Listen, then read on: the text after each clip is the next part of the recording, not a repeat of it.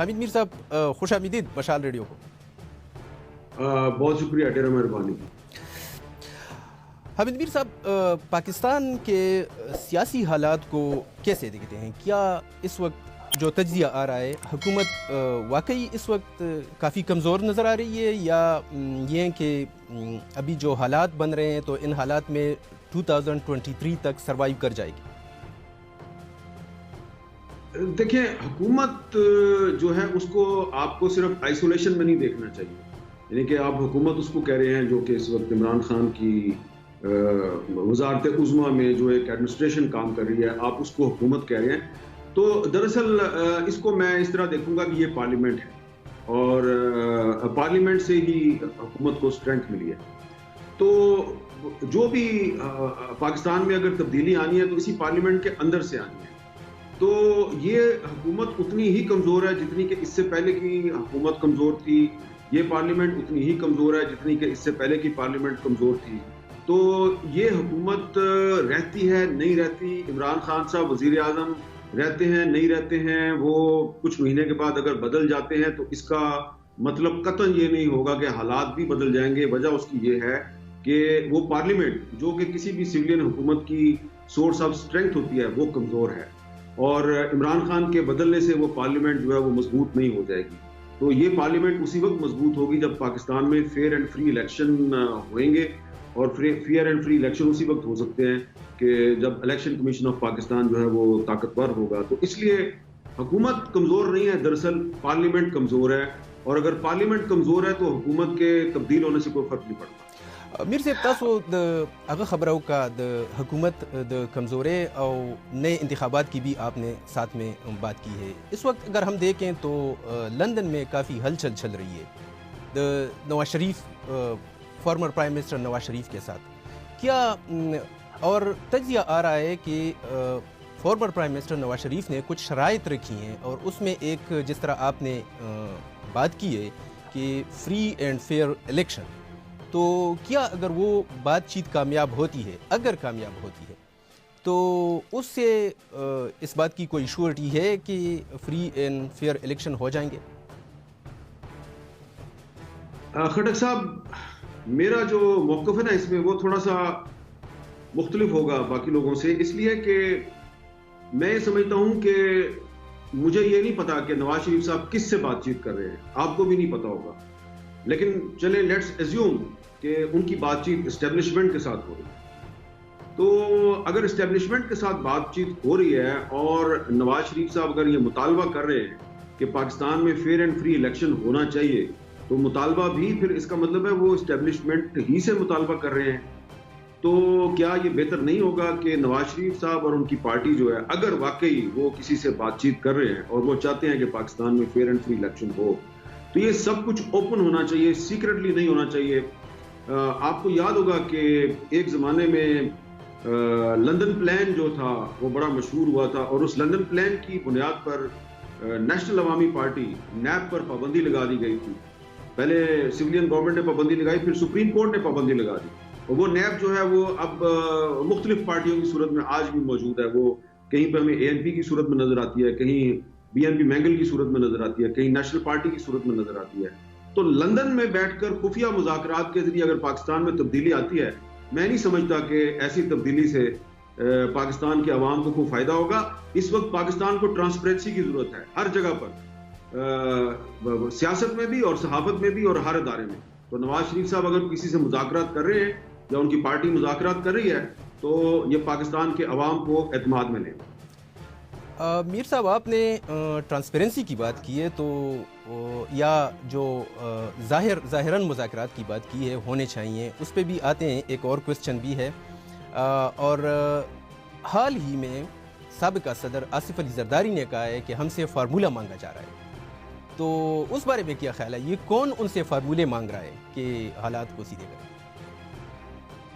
دیکھیں، انہوں نے نام تو کسی کا نہیں لیا، لیکن ظاہری بات ہے ان سے فارمولہ وہی مانگ رہا ہوگا جو ڈائریکٹلی یا انڈائریکٹلی لندن میں نواز شریف صاحب کے ساتھ بات چیت کر رہے ہیں.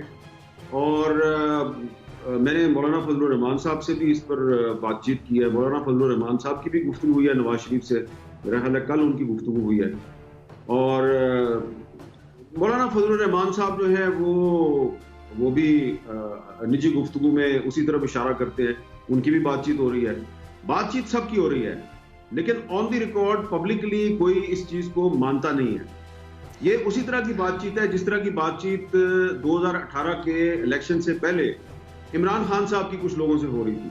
میں بطور ایک صحافی کے, بطور ایک پولیٹیکل سائنس کے طالب علم کے میں یہ سمجھتا ہوں کہ خواہ نواز شریف صاحب ہوں, آصف زرداری ہوں, مولانا فضل الرحمان ہوں, عمران خان ہوں, کوئی بھی اگر کسی سے بات چیت کر رہا ہے اور مقصد جو ہے وہ پاکستان کے حالات کو بہتر بنانا ہے, تو یہ حالات کو بہتر بنانا ہے آپ نے پاکستان کے عوام کے لیے.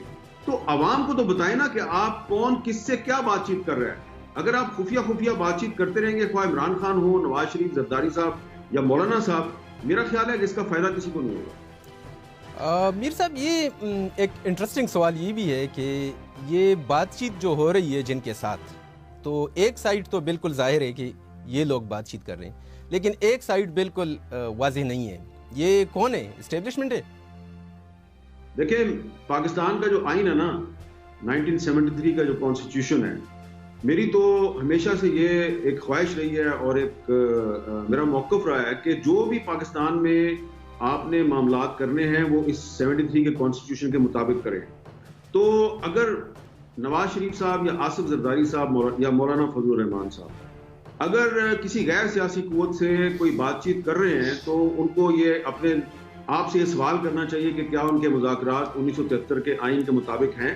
خاص طور پہ زرداری صاحب, جن کی پارٹی کریڈٹ لیتی ہے کہ 1973 کا کانسٹیٹیوشن جو ہے وہ ان کی بھٹو صاحب کے دور حکومت میں بنا تھا, اور نواز شریف صاحب بھی یہ کریڈٹ لیتے ہیں کہ جی وہ آئین اور قانون کی بالادستی کے لیے لڑتے رہے ہیں, اور مولانا فضل الرحمان بھی یہ کہتے ہیں. تو عمران خان صاحب کو تو چھوڑ دینا, ان کے بارے میں تو سب لوگوں کا یہ خیال ہے, اکثر جو اہل فکر و دانش ہیں, کہ جی وہ تو غیر سیاسی قوتوں کے پروردہ ہیں. لیکن جو اپوزیشن ہے وہ تو کہتی ہے نا جی کہ ہم تو ووٹ کو عزت دو کی بات کرتے ہیں. تو ووٹ کو عزت دو کا نعرہ لگانے والے جو ہیں, ان کو میں یہ سوال کرتا ہوں کہ اگر آپ کسی سے بات چیت کر رہے ہیں تو کیا وہ 1973 کے آئین کے مطابق ہے یا نہیں ہے.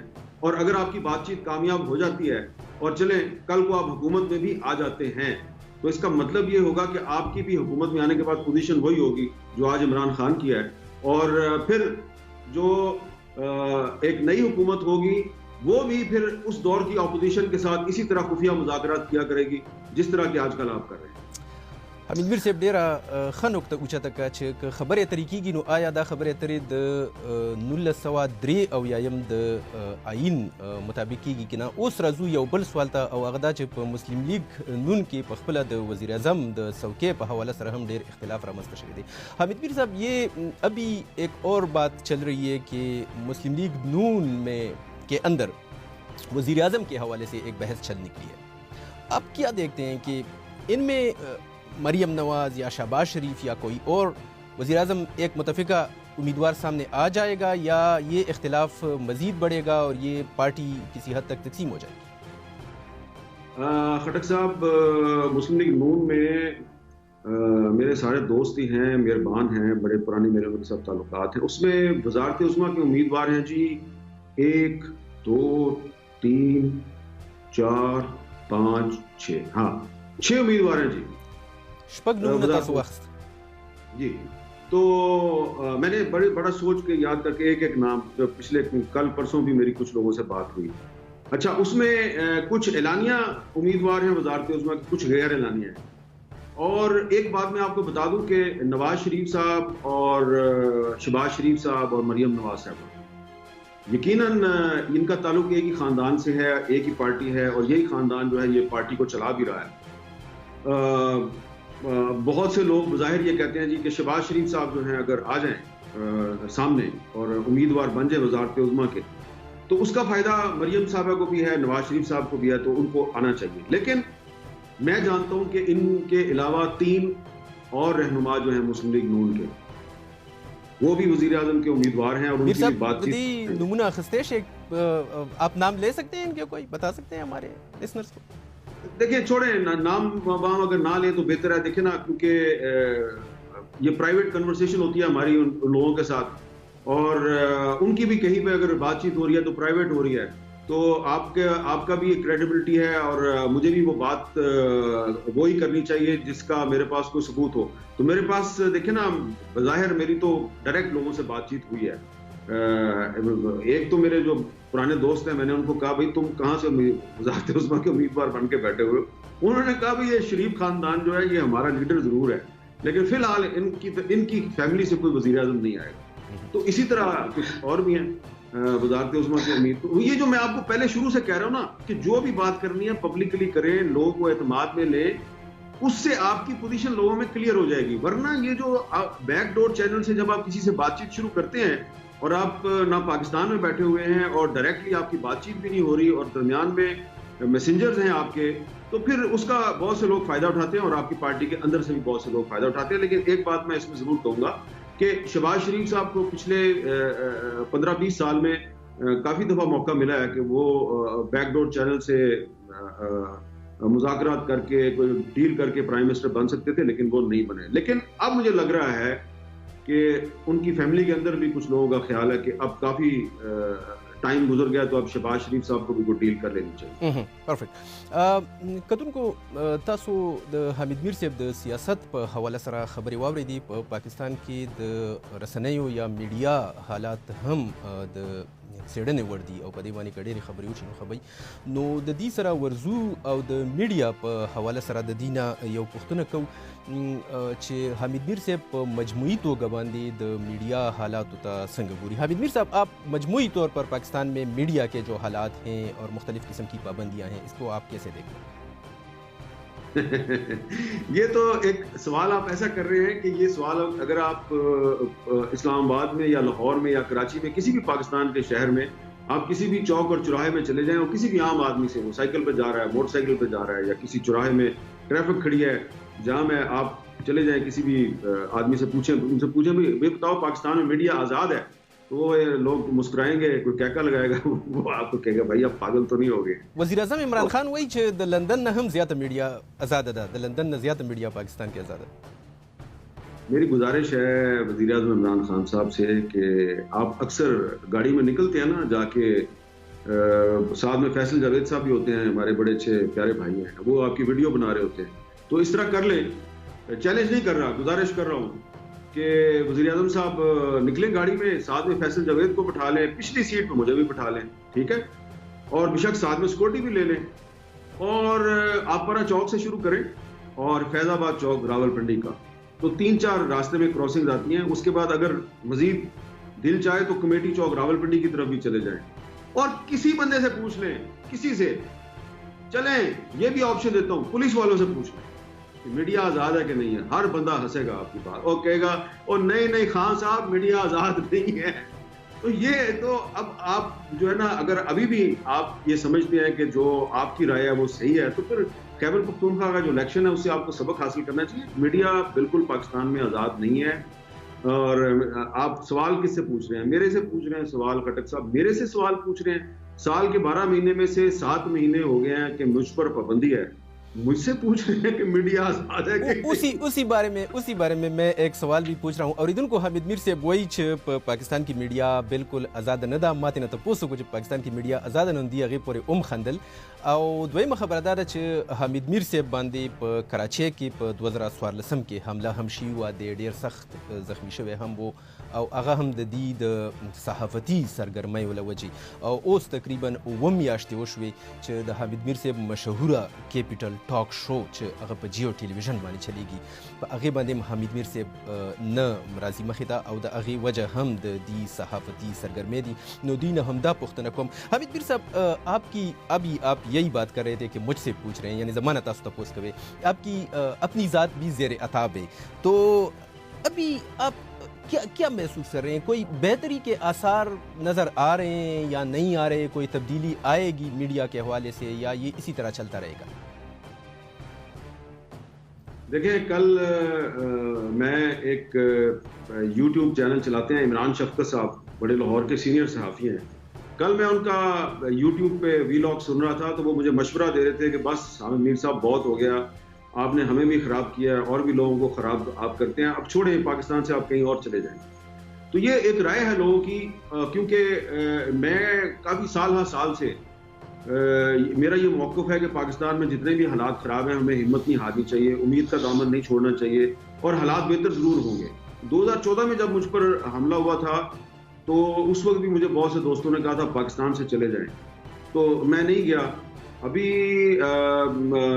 7 مہینے سے مجھ پر پابندی ہے. اس 7 مہینے کے دوران بھی مجھے بہت سے لوگوں نے کہا کہ آپ پاکستان سے چلے جائیں.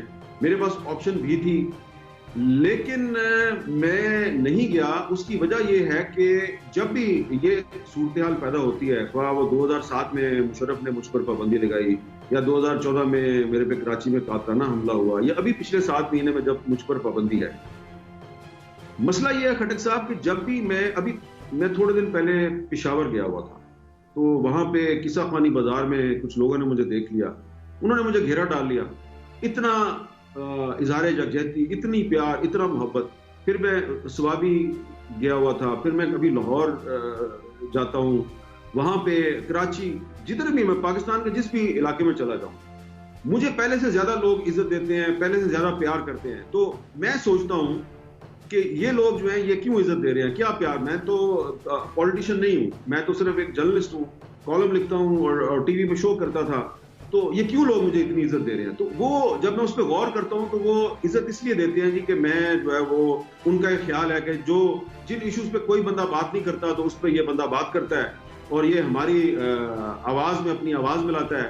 تو میں سوچتا ہوں کہ یار پھر اگر میں مایوس ہو کے پاکستان سے چلا جاؤں گا تو یہ لوگ بیچارے مایوس ہو جائیں گے. تو یہ جو پاکستان کے عام لوگ ہیں نا, یہ میرا سورس آف اسٹرینتھ ہے. اصل میں میری طاقت یہ ہے, میں نے کوئی نہ سیاست کرنی ہے, نہ میں نے کوئی الیکشن لڑنا ہے, لیکن یہ لوگ اگر میرا ساتھ دے رہے ہیں تو اس لیے میری امید قائم ہے. اور کتنے ہی حالات خراب کیوں نہ ہو, مجھے امید ہے کہ کبھی نہ کبھی تو حالات بہتر. ٹھیک زبردست. اوریدونکو حمید میر سے وایي چې حالات هر څومره هم ما دپاره خراب شي نو زه به په پاکستان کې یم او زما طاقت, زه خپل طاقت د هغه خلکو نه اخلم کم چې زما خوښونکي دي, کم چې زما پروګرامونه ګوري. حمید میر صاحب نه یو اخیری پوښتنه کوو او بیا به دا پروگرام مونږ راغونډ کو هم په دې ځای. حمید میر صاحب سے آخری سوال پوچھتے ہیں, اور وہ یہ کہ آپ کے جو چاہنے والے ہیں وہ آپ کو آپ کے مشہور ٹی وی شو پہ نہیں دیکھ رہے, تو ان کے لیے آپ اگر کوئی بریف میسج دینا چاہتے ہیں تو پلیز دے دیں.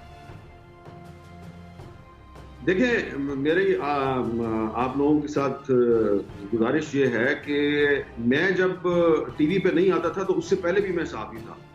میں نے اپنی صحافت کا آغاز 1987 میں کیا تھا, اور پھر میں کالم لکھتا رہا اخباروں میں کچھ اخباروں کا ایڈیٹر رہا. تو ٹی وی پہ آنے سے پہلے بھی میں صحافی تھا. اور آج جب کہ میں جیو ٹی وی پر کیپٹل ٹاک پروگرام کو ہوسٹ نہیں کر رہا, اور اگر میں کسی اور ٹی وی چینل پہ جاتا ہوں تو اس کو بھی بند کر دیا جاتا ہے, تو میری صحافت کا راستہ بند نہیں ہو سکا. میں پاکستان سے باہر کے جو اخبارات ہیں, ویب سائٹس ہیں, ان میں لکھ رہا ہوں. اور اس کے علاوہ جو ہے جب وہ کالم کہیں پہ چھپتا ہے اس کا پھر ترجمہ ہو جاتا ہے, پھر اس پہ ویلاگ بنتے ہیں, پھر سوشل میڈیا کے ذریعے لوگ اس کو شیئر کرتے ہیں. تو آواز تو میری نہیں نا بند کی جا سکی. تو کوئی بات نہیں, اگر میں جیو ٹی وی پہ آپ کو نظر نہیں آ رہا, ہو سکتا ہے میں کہیں اور پہ آپ کو نظر آ جاؤں. اور مجھے بہت سے لوگ کہہ رہے ہیں کہ جی آپ اپنا ایک یوٹیوب چینل شروع کریں, لیکن کیونکہ میں یہ لکھنے لکھانے کے کام میں بہت زیادہ مصروف ہوں تو ابھی تک میں یہ کام بھی نہیں کر سکا. لیکن یہ میں آپ کا شکریہ ادا کروں گا وہ تمام لوگ جو آپ کا یہ پروگرام سن رہے ہیں, کہ پابندیوں کا جو بھی وقت ہوتا ہے, جب بھی مجھ پہ پابندی لگتی ہے, جو بھی وقت ہوتا ہے اس طرح کا مشکل وقت ہوتا ہے, تو پاکستان کے عام لوگ اور دنیا بھر کے جو جمہوریت پسند اور امن پسند لوگ ہیں وہ ہمارا ساتھ دیتے ہیں. صرف میرا نہیں, پاکستان کے تمام جرنلسٹوں کا ساتھ دیتے ہیں. تو اس کے لیے میں آپ کا شکر گزار ہوں. اور جو آپ کی امید ہے اور جو آپ کی حمایت ہے وہی ہماری اصل طاقت ہے. اور اگر یہ طاقت جو ہے آپ کی, یہ اگر ہمارے ساتھ رہے گی تو انشاءاللہ تعالی ہم بھی جیتیں گے اور آپ بھی جیتیں گے. صحیح. حمید میر صاحب ډیره زیاته مننه مشال ریډیو سره د خبرو کولو او واقعي چې ستاسو مینوالو ستاسو خبرې واورېدې هغوی به هم خوشحاله شي, او د میډیا دپاره ستاسو چې کوم هلې ځلې دي هغه د چا نه پټې نه دي. نو حمید میر صاحب ډیره زیاته مننه چې تاسو موږ ته وخت راکړو.